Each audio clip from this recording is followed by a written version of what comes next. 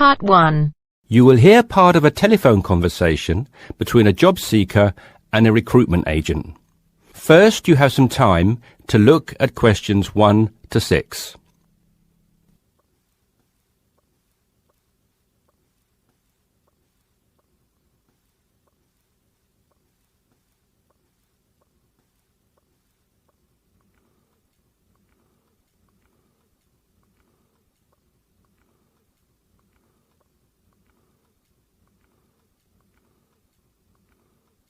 You should answer the questions as you listen because you will not hear the recording a second time. Listen carefully and answer questions 1 to 6. Yes, so that's Janet Thompson. Would you like me to spell it? If you wouldn't mind, thank you. Just the surname, please. No problem. It's Thompson. Great. Now, Janet, before we go through the openings I have here in front of me, might I just take a few more details to complete your profile on my system? Of course. What would you like to know? Well, let's start with your email address, please. OK, janthompson@hort.net. I see. Is that Jan as in Jan? No, that wasn't available. I had to make do with Jann. Here, let me spell it for you again, just to be sure. JANNTHOMPSON@hort.net. Much obliged. And could I ask, do you have your referee details to hand? Yes, what do you need?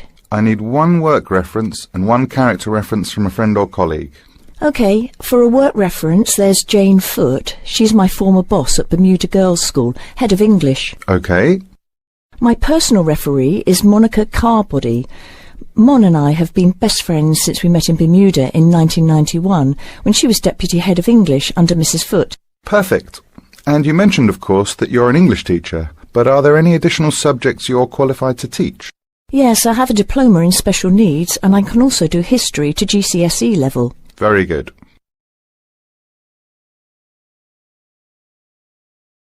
Before listening to the rest of the conversation, you have some time to look at questions 7 to 10.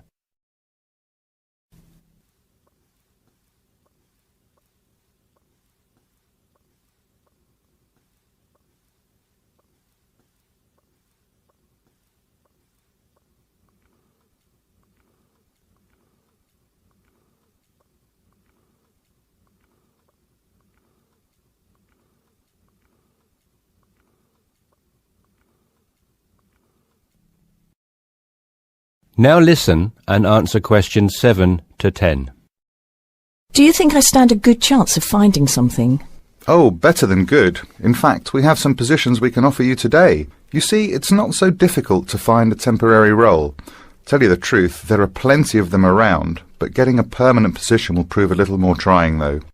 Would you be prepared to take up a position short-term? Of course, anything that pays. Excellent. Well, there are 3 positions that I can offer you right now. The first is a teacher of English in LaSalle School. I'm sure you know it, right in the city centre. Yes, near where I live, actually. Even better. Well, it's a 6-month contract, and the very attractive thing about this role is that the head of English at LaSalle will, if she's satisfied with your performance after 6 months, offer to make you a permanent member of staff. Wow, that's food for thought. It certainly is, bearing in mind what I said before about how hard it is to find a permanent role. The second position I have to offer you is in a school near Chelsea. It's called the Chelsea Free School. Are you familiar? I can't say that I've heard of it. Well, this contract is for 1 year, which is a lot better, looking at it from a short-term job security perspective, than the first role I mentioned. But you also have to realise that you are a temporary replacement for a female teacher who has taken maternity leave. There is no prospect of the position being made permanent. I see. I have one other vacancy at the minute, though I doubt you'll find it quite so appealing. It's situated in rural Cambridgeshire. I'll spell that just in case you want to take it down. CAMBRIDGESHIRE. And the school simply goes by the name Cambridge, though it's not in any way related to the other more well-known establishment of the same name. I was just going to ask that. What a lovely location, though, eh? Yes, but there's a catch. It's only a 6-week contract to cover for someone on extended sick leave. I see. Well, I guess that's ruled out then. What sort of salary can I... That is the end of part 1. You now have half a minute to check your answers.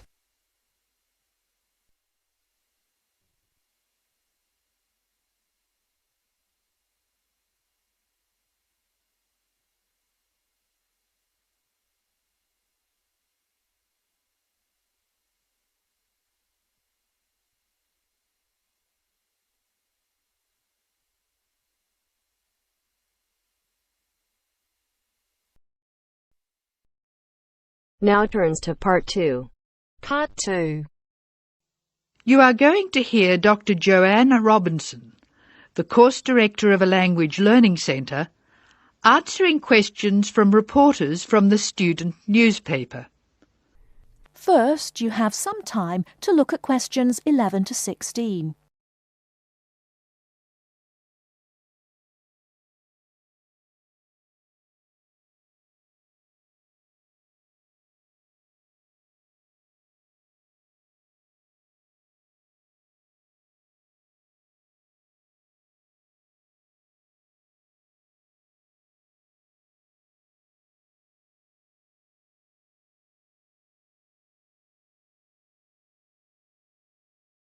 Now, listen carefully and answer questions 11 to 16. Welcome to the Language Learning Center. I'm Joanne Robinson. You must be the reporters from the Examiner. Please come in and sit down. Hello, Dr. Robinson. Yes, we're from the Examiner. I'm Cheryl Perkins and this is Don Klim. May I start with a question? Did this college really start with Brazilian students? It did. The Language Learning Center was founded in 1985 to look after a group of students from Brazil who wanted to study here. Those 20 students soon grew to 60, and as you can imagine, we had severe accommodation problems. Somebody said you were in the old amenities block, right near the engineering school. They have a good memory. Yes, we were there because the university hadn't believed we would expand so quickly. The problem wasn't solved until we moved into these new premises in Bancroft House in 1987. When did you start taking students from other countries? About 1990. We now have students from 13 different countries enrolled, and we expect a large group from Turkey next month. Yes, we've noticed a lot more advertisements for Turkish restaurants in our advertising section. Well, 40% of our students come from Turkey, by far the largest single national group, and I believe there's been an influx to the rest of the university. There are a lot of Turkish students studying hospitality. Do you offer anything special to the students? Yes, we do. There are several things which make us rather different from other language schools. English is certainly not restricted to English for academic purposes here. Sometimes we have extra classes for students who have particular courses in mind. And we have just said goodbye to a group of 30 Indonesian students who were preparing for a university course in agriculture. They came to us for English for farming, and they were with us for a long time. We miss them. How long do students usually stay at the Language Learning Center? It varies, so I'll talk about the average. Most of our courses last for 5 weeks, but to make any real progress, a student needs to be here for at least 3 terms. That's 15 weeks. The students do better if they have a little time to settle in at the beginning of the course, and we offer an orientation course that lasts a week. Most students take it. It helps them to settle down, and it gives us plenty of time to test them and place them at the right level. How many people are in each class? We sometimes go up to 18, but our average class size is 14 students, and some classes have as few as 7 participants. It depends on the needs of the group.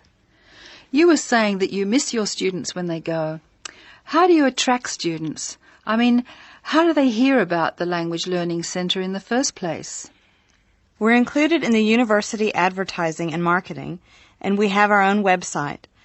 The thing which works best for us, though, is word of mouth. Students who leave us often send us their friends.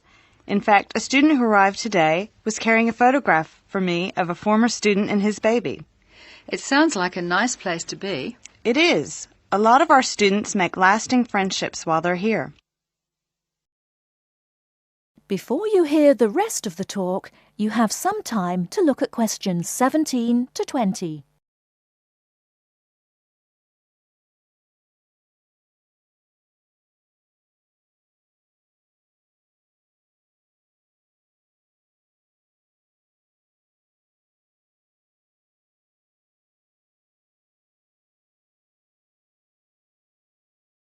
Now listen and answer questions 17 to 20. Making friends with other students sounds special enough. I'd like to emphasise that in the student newspaper. We do try to get our students to be part of the wider university. How do you do that? Do you encourage them to join the sports centre, for instance? Indeed we do. The Sports Centre is always looking for active participants, particularly in soccer. Oh, and something else. You might like to mention that we don't teach just English here. I mean, we're a language centre, not an English language centre. You may learn Spanish, Mandarin, and Russian here, and we can sometimes offer other languages. This means we can have some students who are native speakers of those languages as conversation partners for English-speaking students. Who can do these courses? At this stage, any native speaker of English. What about the people who are learning English? Can they do a non-English language course? At this time, only if they've almost finished their English language course. You see, we try very hard to involve students who are native speakers of English as conversation leaders, and we encourage our students to join groups on the campus. For instance, if they enjoy music, there is an active jazz group available to everyone, and that's a lot of fun. On the other hand, elementary students can't go to the drama group. Their English just isn't ready for that sort of activity. But the university choir welcomes all the singers it can find. They often do large productions that need a lot of voices. I imagine the special conversation groups are open to all your students. I wish they were. I'm sorry to say they're a special service we provide for elementary students only. Is there anything else I can tell you? I'd be really pleased if you could write about the courses we offer in foreign languages. I think our readers will be very interested in that. Thank you for your time, Dr. Robinson. Yes, thank you very much. Goodbye. Thank you for giving me the opportunity to talk about the centre. It's always good to let the rest of the students at the university know what goes on in our classrooms and outside them. After all, many of our students leave us and then study for degrees in various disciplines on this campus. That is the end of part 2. You now have half a minute to check your answers.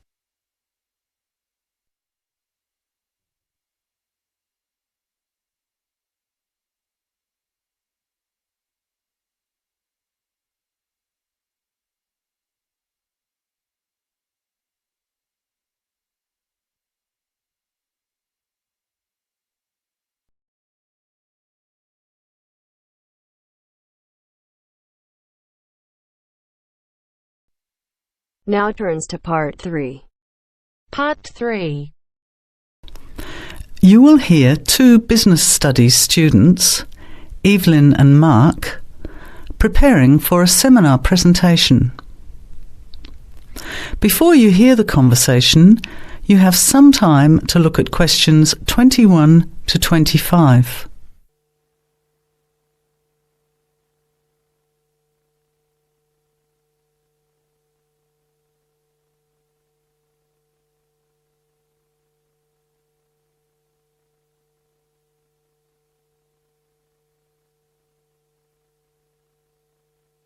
Well, I think the marketing of food would be a good topic. I read a very interesting article the other day about the Canadian food market.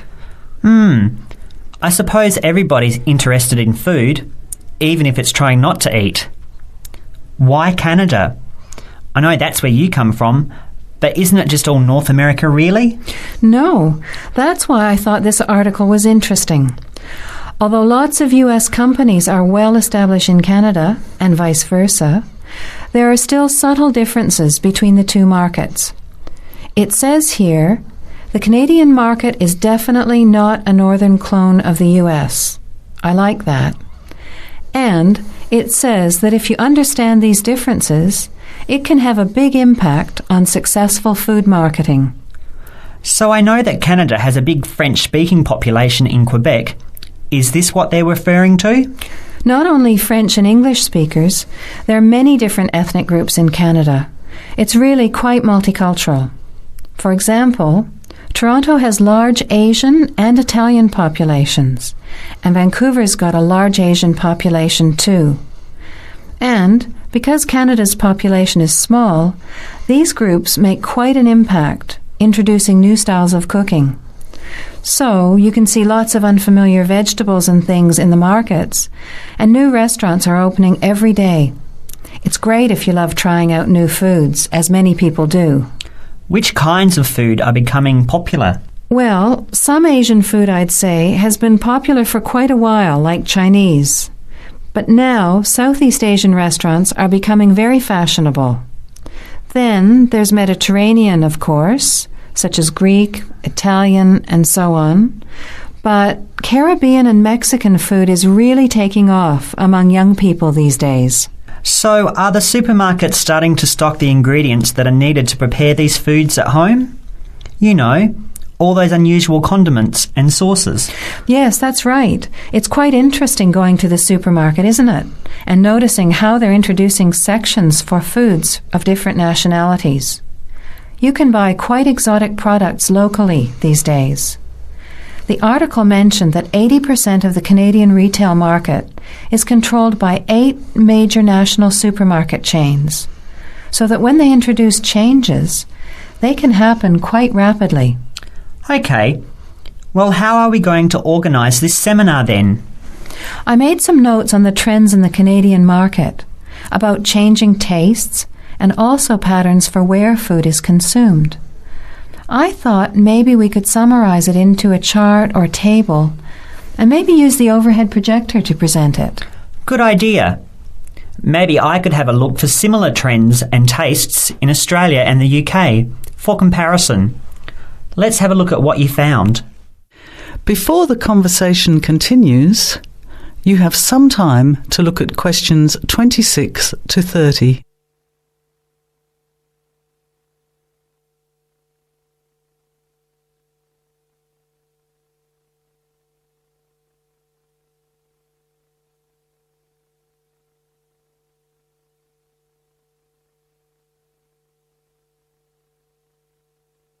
Now, as the conversation continues, answer questions 26 to 30. The most significant trend, it seemed to me, was that Canadians are definitely interested in healthy food. For example, did you know that salads are the 3rd most commonly eaten food in Canadian restaurants? Really? What about organic food then? Is that becoming more popular? Yes, it's definitely moving into the mainstream compared to a few years ago. And a recent survey showed that 4 out of 5 shoppers said that they check the fat and nutritional information on the packet when they're deciding what to buy. What other trends did you find out? There's one change I noticed straight away when I was home last year in the meat department. You know, here the meat packaging says rump steak or 4-quarter chops and so on. Well, they discovered that most consumers these days didn't know what to do with these roasts and rounds and ribs. So the government approved a new naming system for cuts of meat, which is related to the required cooking technique. What a good idea. I've never really understood the difference between sirloin, rump, round and all those names. So how many new categories are there? 8. There are 3 kinds of steak, for grilling, for marinating and for simmering. And then there's what they call quick serve beef, for stir fries, I suppose. And premium oven roast, pot roast and stewing beef. It's a great idea, isn't it? I hope it catches on here. I agree. Any other trends that you thought were significant? Well, what's really interesting is what the article called mobile meals. In other words, more and more Canadians are eating meals away from home, but not just eating more junk food. They're projecting a 40% increase in snack food sales over the next 3 years, and the growth is coming from healthy snacks. You know, the ones that have less cholesterol and fat, such as muesli bars, health food bars, and those types of products. Apparently, in the food marketing jargon, they're called nutritious portable foods, which means healthy snacks. The other major trend is that young people are doing more of the food shopping these days, So marketing has to be aimed more at them, as well as more conventionally at the mother. Thanks, Evelyn. I think we'll have an interesting discussion about these trends and the comparisons with other English-speaking countries. I'll see if I can get some information about them to compare with yours, and meet you on Friday to put it together. See you then. Bye. That is the end of part 3. You now have half a minute to check your answers.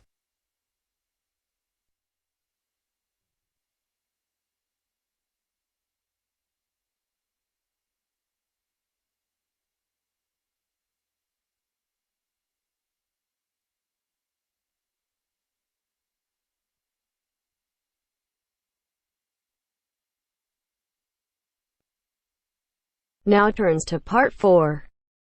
Part 4. You will hear someone talking about art. Look at questions 31 to 35.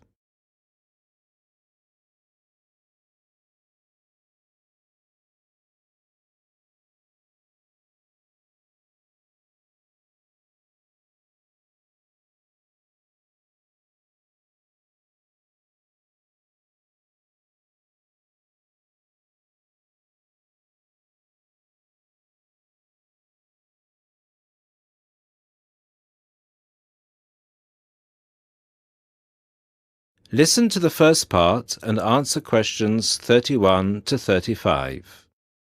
Good evening, everybody, and welcome to the first in this year's series of public lectures offered by the Art Gallery. As Chief Curator of the Gallery, I was given the honour of presenting the first lecture, and let me tell you, I had a difficult time deciding what to talk about tonight. Being the curator, I naturally know just about everything that's in this gallery, but I wanted to choose an artist who has a wide appeal. That seems only fair, yes? But I didn't want to talk about someone so well known that anything I said would be familiar. I wanted someone modern. My personal preference is for modern art. But, again, I wanted to choose someone who had the potential to appeal to all art lovers, whether they're attracted to traditional forms, Impressionism, Surrealism, or what have you. So, having spent the last 5 years as a visiting professor in Barcelona, it's not surprising that I finally chose to talk about one of the greatest Catalan artists, one whose work is likely to be familiar to many of you, Joan Miró. Look at this. And this. And this. Ring any bells? Miró's most famous and most widely reproduced works tend to be like this. Bright primary colours with lots of asymmetrical forms. He painted on large canvases, larger than himself quite often, and his paintings depicted birds, trees, flowers, and other features of the natural world. But Miró produced a great variety of work, and it's about some of his lesser-known paintings that I would like to speak this evening. Miró was born in Barcelona in 1893, the son of a goldsmith.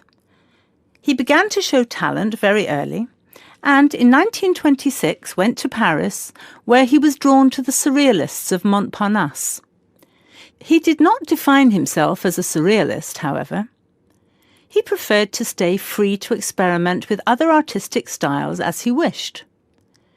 Miró had an intense dislike of much of the painting and many of the painters he knew.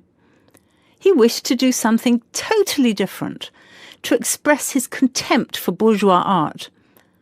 And yet, ironically, Miró's success has made his works much in demand among art collectors of the world. But we can't really talk about the artist without looking at his art. And that's what I'd like to do now. To take a look at just a few of Miró's works and think about what it is that makes them special. Special to me, and to a great number of people who flock every day to the Miró Foundation in Barcelona. Now look at questions 36 to 40.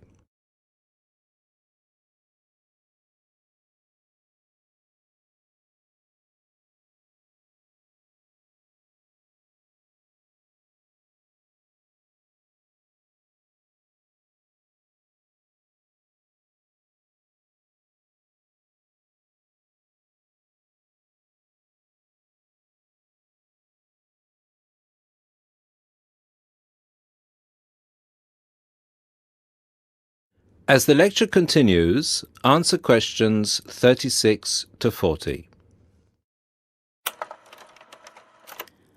Let's start with this. One of Miro's best-known and brightest works, Woman and Bird, a sculpture created in 1982. It is on display in a park in Barcelona, often known as the Joan Miró Park. A huge sculpture, towering up into the sky. It reflects Miro's eternal interest in these themes, as well as his more technical interest in materials. This sculpture is covered in mosaic, which gives it a naive and cheerful appearance. It is interesting that this sculpture was completed in 1982, just a year before Miro's death. I think it shows that, towards the end, he was feeling as playful as a young man, and I think he wanted to share this playfulness in a park on such a big, very public scale. And now, another representation of a woman, this time just called Woman. This was painted in 1976, a late work for Miró, and is a work we often see reproduced or on sale as postcards or posters in gallery shops around the world. So why is it so popular? I think the use of colour has something to do with it. People respond to these rounded shapes filled with primary colours, especially on a large canvas like this. Also, the fact that, while it is rather surreal, it is still possible to recognise the form of a woman and to see it as a sympathetic representation. It's a bold, bright painting, and I think that it awakens a reaction in many of us. And finally, something quite different, though still a woman. A harsh, even violent work that was completed in 1939, at a time when Miró was greatly influenced by events of the Civil War in Spain. It's titled Seated Woman 2, but it can be hard to find the woman here, as she's been transformed into a rather horrendous creature. So is that how Miró viewed women? As grotesque? Not at all. This picture can also be seen as strong, with a huge base and solid shoulders to support those who depend on her. In this painting, her arms and neck seem to grow as vegetation out of her shoulders, representing woman as a fertile ground, perhaps. We also see here the fish and birds, the moon and stars so typical of Miró's work, making her a creature of nature and of the heavens as well. And that's all we have time for this evening, I'm afraid. I hope that you've enjoyed this brief look at Miró's work, and that you will enjoy the other lectures that follow this one. Thank you, and good night. That is the end of part 4. You now have half a minute to check your answers.